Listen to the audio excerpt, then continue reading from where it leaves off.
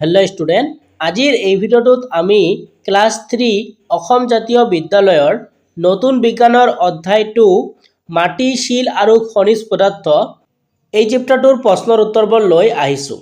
এই চেপ্টাৰটোত যিমানখিনি প্ৰশ্ন আছে গোটেইখিনিৰ উত্তৰ মই আজি তোমালোকক এই ভিডিঅ'তে লিখি দিম।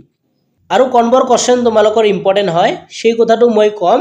তেনেহ'লে আজি আমি এই ভিডিঅ'টো ষ্টাৰ্ট কৰোঁ। চেপ্টাৰটোৰ নাম হ'ল মাটি, শিল আৰু খনিজ পদাৰ্থ।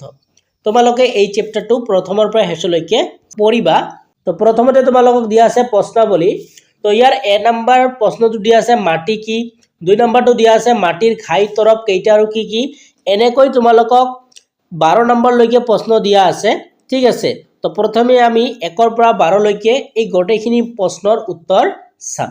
তো তোমালোকক 1 নম্বৰ প্ৰশ্নটো দিয়া আছিল মাটি কি। তোমালোকে ইয়াৰ উত্তৰটো এনেকৈ লিখিবা, পৃথিৱীৰ উপৰিভাগৰ কোমল আৰু সাৰুৱা অংশটক মাটি বুলি কোৱা হয়, ঠিক আছে। তো তোমালোকে এইখিনি লিখিলে হ'ব। তাৰপিছত 2 নম্বৰ প্ৰশ্নটো দিয়া আছে মাটিৰ ঘাই তৰফ কেইটা আৰু কি কি। ইয়াৰ উত্তৰটো তোমালোকে এনেকৈ লিখিবা, মাটিৰ ঘাই তৰফ 2টা, সেইবোৰ হ'ল সাৰুৱা মাটিৰ তৰফ আৰু টান মাটিৰ তৰফ। তাৰপিছত 3 নম্বৰ যিটো প্ৰশ্ন সেইটো হ'ল মাটিৰ প্ৰকাৰ কেইটা আৰু কি কি।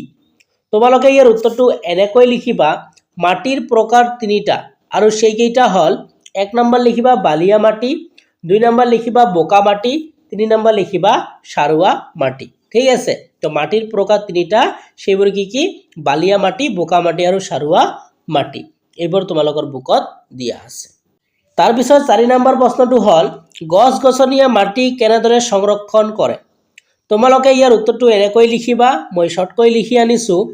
গছ গছনিয়ে শিপাৰ সহায়ত মাটি খামুচি ধৰি ৰাখে, সেইবাবে বৰষুণৰ পানীয়ে মাটি সহজে উটুৱাই নিব নোৱাৰে।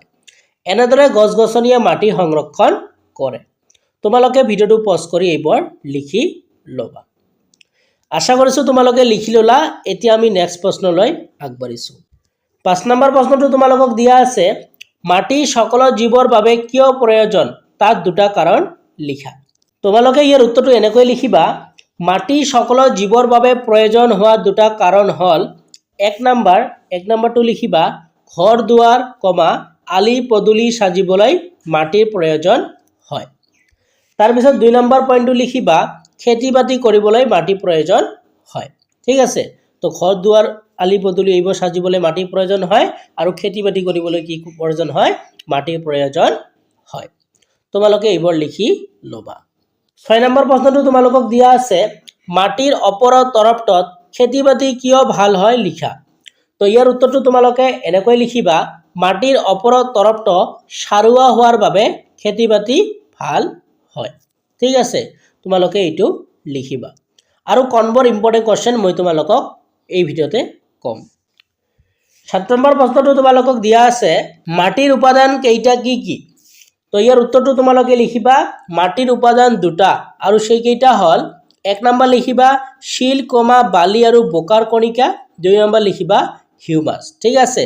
তো তোমালোকে এই 2টা লিখিলে হ'ব। তোমালোকৰ বুকত এনেকৈ লিখা আছে। আশা কৰিছোঁ তোমালোকে এইটো লিখি ল'লা। তাৰপিছত তোমালোকক 8 নম্বৰ প্ৰশ্নটো দিয়া আছে বালিয়া মাটি কেনেকুৱা লিখা। তো ইয়াৰ উত্তৰটো তোমালোকে এনেকৈ লিখিবা, বালিয়া মাটিত বোকা আৰু হিউমাছ কম থাকে, বালিয়া মাটিত বালিৰ পৰিমাণ বেছি।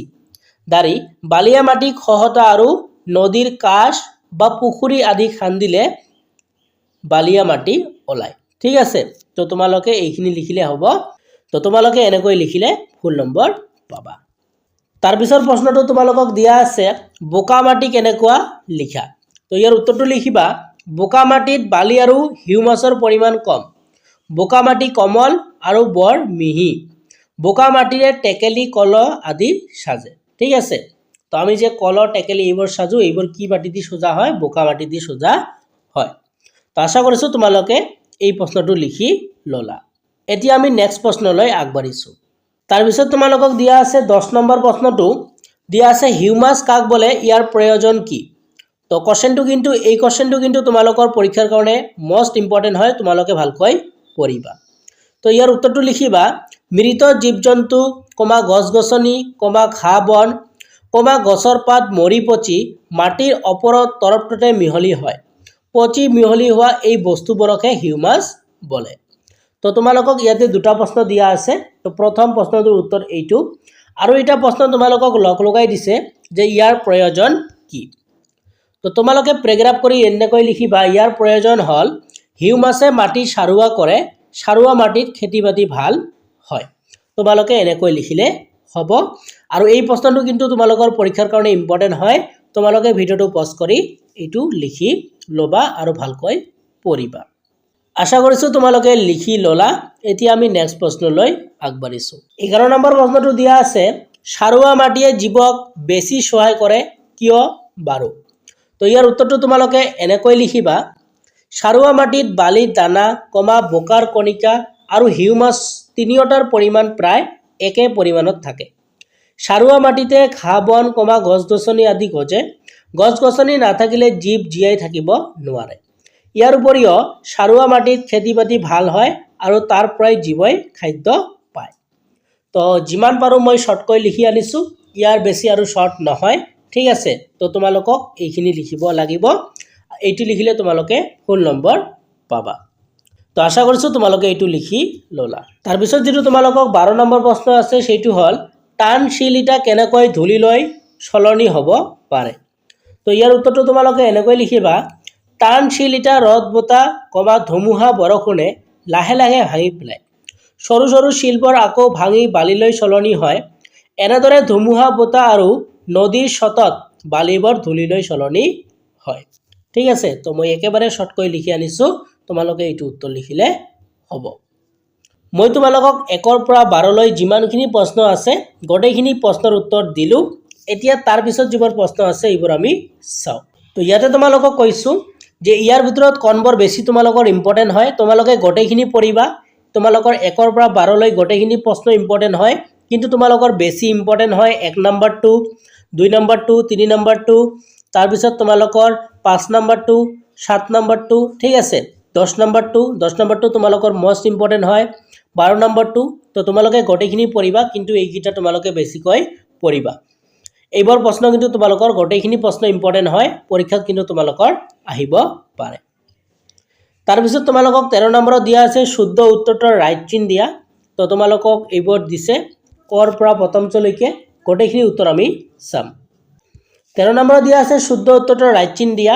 13ৰ ক দিয়া আছিল তোমালোকৰ বুকত, ধান খেতি সকলো মাটিতে ভালদৰে হয় বা নহয়। তো কোনটো হ'ব তোমালোকক লিখিব কৈছে, হয় হ'ব নে নহয় হ'ব। তো তোমালোকে লিখিবা ধান খেতি সকলো মাটিতে ভালদৰে নহয়, ঠিক আছে।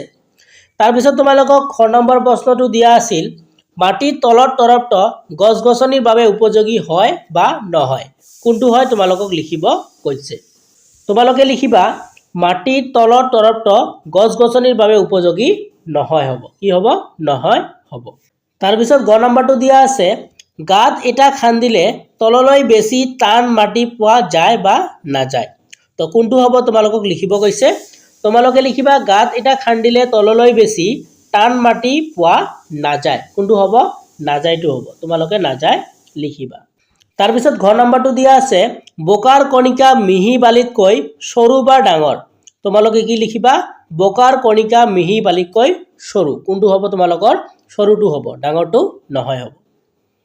9 নম্বৰটো তোমালোকক দিয়া আছে, বানপানীৰ পানী ঘোলা হয় বা নহয়। তো ইয়াৰ উত্তৰটো কি হ'ব? যে বানপানীৰ পানী ঘোলা হয়। কোনটো হ'ব? হয়টো হ'ব। তাৰপিছত প্ৰথমটো দিয়া আছে, কম দিনৰ ভিতৰতে শিলৰ পৰা মাটি পাব পাৰি বা নোৱাৰি। তো ইয়াৰ উত্তৰটো হ'ব কম দিনৰ ভিতৰতে শিলৰ পৰা মাটি পাব নোৱাৰি। কোনটো হ'ব? নোৱাৰিটো হ'ব। ঠিক আছে। তো আশা কৰিছোঁ তোমালোকে এইবোৰ বুজি পালা আৰু তোমালোকে এইবোৰ বহীত লিখি ল'লা, নহ'লে তোমালোকে বুকতে ডগাই ল'ব পাৰা। এতিয়া আমি নেক্সট যিবোৰ প্ৰশ্ন আছে এইবোৰ চাওঁ। তোমালোকক 10 নম্বৰত দিয়া আছে, ক অংশৰ লগত খ অংশ মিলোৱা। তো এতিয়া আমি তোমালোকক এইবোৰৰ উত্তৰ দিম। তো 10 নম্বৰত তোমালোকক দিয়া আছিল ক অংশৰ লগত খ অংশ মিলোৱা। তো তোমালোকক ক অংশ এইপিনে দিছে আৰু এইপিনে দিছে খ অংশ। তো 1 নম্বৰটো দিয়া আছে বালিয়া মাটি। তো এইটো মিলিব তোমালোকৰ 3 নম্বৰটোৰ লগত বালিৰ কণিকাৰ পৰিমাণ বেছি। 2 নম্বৰ দিয়া আছে হিউমাছ। এইটো মিলিব তোমালোকক 4 নম্বৰটোৰ লগত মাটিৰ লগত মিহলি হৈ থকা মৰা পচা জীৱদেহৰ অংশ। 3 নম্বৰটো দিয়া আছিল তোমালোকৰ বোকা মাটি এইটো মিলিব তোমালোকৰ 1 নম্বৰটোৰ লগত বোকাৰ পৰিমাণ বেছি তাৰ পিছত তোমালোকক 4 নম্বৰটো দিয়া আছে মৰুভূমিত তো এইটো মিলিব তোমালোকক 5 নম্বৰটোৰ লগত প্ৰচুৰ পৰিমাণে বালি থাকে তাৰ পিছতো দিয়া আছে তোমালোকক গছ-গছনি এইটো মিলিব তোমালোকৰ 2 নম্বৰটোৰ লগত বায়ু বিশুদ্ধ কৰি ৰাখে তো আকৌ এবাৰ মই কৈছো এই 1 নম্বৰটো তোমালোকৰ 3 নম্বৰটোৰ লগত মিলিব 2 নম্বৰটো তোমালোকৰ 4 নম্বৰটোৰ লগত মিলিব 3 নম্বৰটো তোমালোকৰ 1 নম্বৰটোৰ লগত মিলিব 4 নম্বৰটো 5 নম্বৰটোৰ লগত মিলিব আৰু 5 নম্বৰটো তোমালোকৰ 2 নম্বৰটোৰ লগত মিলিব তোমালোকে চাই এইবোৰ মিলাই লবা আৰু যেটো লাষ্টত যেটো তোমালোকৰ আছে এইটো বাকি থাকিব এইটো কাৰো লগত নিমিলিব ঠিক আছে এতিয়া আমি নেক্সট প্ৰশ্নটো চাও 11 নম্বৰটো দিয়া আছে পাঠত থকা ইংৰাজী প্ৰতিশব্দসমূহৰ এখন তালিকা প্ৰস্তুত কৰা তো এই কোৱেশ্চনটো কিন্তু তোমালোকৰ পৰীক্ষাৰ কাৰণে ইম্পৰ্টেন্ট নহয় এইটো কিন্তু তোমালোকৰ পৰীক্ষাত নাহে তো তোমালোকৰ ইয়াতে তোমালোকৰ জীৱৰ প্ৰশ্ন আছে 1 ৰ পৰা তোমালোকৰ 10 লৈকে এই গটেইখিনি প্ৰশ্ন তোমালোকৰ পৰীক্ষাৰ কাৰণে ইম্পৰ্টেন্ট হয় তোমালোকে এইবোৰ ভালকৈ চাবা তো আশা কৰিছো আজি ভিডিওটো ভাল পালা যদি ভিডিওটো ভাল পালা তোমালোকে আমাৰ চেনেলটো সাবস্ক্ৰাইব কৰি ৰাখিবা আৰু ভিডিওটো তোমাৰ বন্ধুবৰ্গলৈ শেয়াৰ কৰি দিবা যাতে তেওঁলোকে এইবোৰ লিখি ল'ব পাৰে তেনেহলে আজি ভিডিওটো চোৱাৰ জন্য তোমালোকক ধন্যবাদ জনাইছো